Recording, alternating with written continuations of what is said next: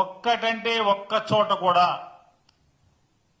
సంవత్సర కాలంగా మమ్మల్ని నమ్మి మాకు ఓటేశారు, ఈ రాష్ట్ర ప్రజలకి ఇన్ని మేళ్లు చేశాము అని గర్వంగా ఒక్కడంటే ఒక్క నాయకుడు గాని, ఒక్క ఎమ్మెల్యే గాని, లేదా ఒక్క కార్యకర్త గాని ఎక్కడ గర్వంగా జబ్బగదలుచుకున్నది గాని, కాలరెగరేసి మీటింగ్ చెప్పిన దాఖలాలు ఎక్కడా లేవు 26 జిల్లాల్లో.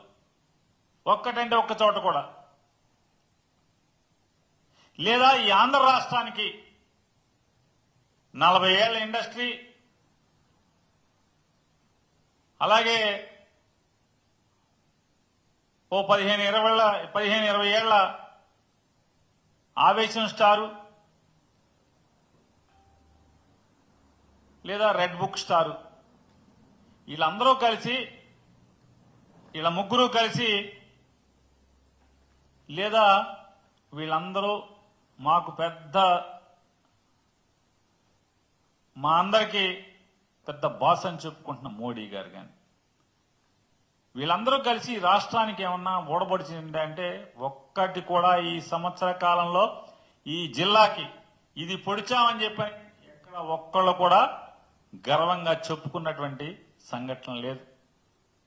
అంటే రాష్ట్రానికి చేయలేదు, లేదా ఏ ఊరికి చేయలేదు,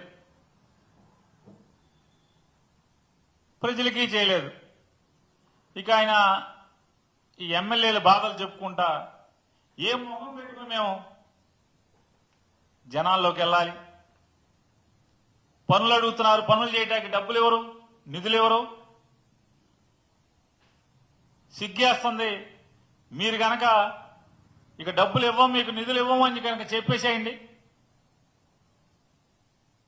మీరు మాకు ఓటేసి దగాపడ్డారు, మీరు నన్ను మన్నించండి అని చెప్పి మేము ఓళ్లంపడి తిరుగుతాం జనాల దగ్గరికి అని చెప్పని, ఇదే ఏకైక మార్గం అని చెప్పని సాక్షాత్తు అధికార పార్టీ ఎమ్మెల్యేలే వాళ్ళ పార్టీల మినీ మహానాడుల్లో ఆక్రోశించారంటే ఈ ప్రభుత్వం విఫలమైనట్ట?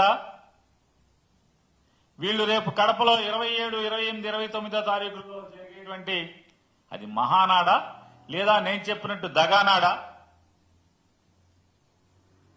అలాగే ఇంకొక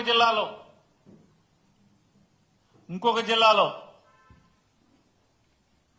పదవులన్నీ ఒక పార్టీ వాళ్ళకే పోతున్నాయి. గతంలో కమ్యూనిస్ట్ పార్టీలు మనతో కలిసి వస్తే ఎలా అయితే మనం వాటి పీక పిసికి చంపేశామో, రాబోయే రోజుల్లో ఇదే తంతు కొనసాగితే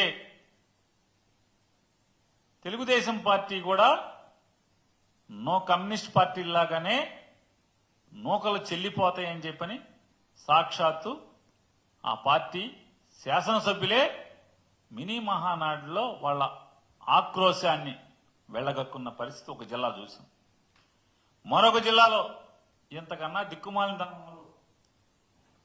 మినీ మహానాడు ఎవరైతే జరపాలో దానికి అధ్యక్షత వహించి దాన్ని నడపాల్సిన అధ్యక్షుడే ఆ సభకు డుమ్మా కొట్టాడని చెప్పని ఒక సీనియర్ కార్యకర్త లబో దిబోమని గుండెలు బాదుకునే పరిస్థితి. ఎన్టీ రామారావు ఉన్నప్పుడు తెలుగుదేశం పార్టీ వేరు, గతంలో తెలుగుదేశం పార్టీ వేరు. ఇవాళ దిక్కుమాలినతనానికి మారుపేరుగా మారిన తెలుగుదేశం పార్టీ అని చెప్పని ఆ జిల్లాలో ఆ కార్యకర్త ఏడుపులు, పెడబొబ్బలు.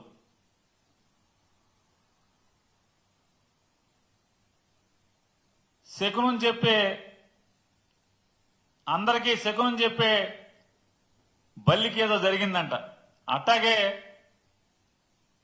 ఎన్టీ రామారావు పార్టీ పెట్టిన కాడి నుంచి పార్టీ పెట్టాను, నేను పార్టీలో ఉన్నాను, పుట్టానని చెప్పేటువంటి ఆయనకి కనీసం ఒక బ్యానర్ కూడా లేదని వాళ్ళ జనం అంతా కూడా గోల అల్లరల్లరి ఒక జిల్లాలో.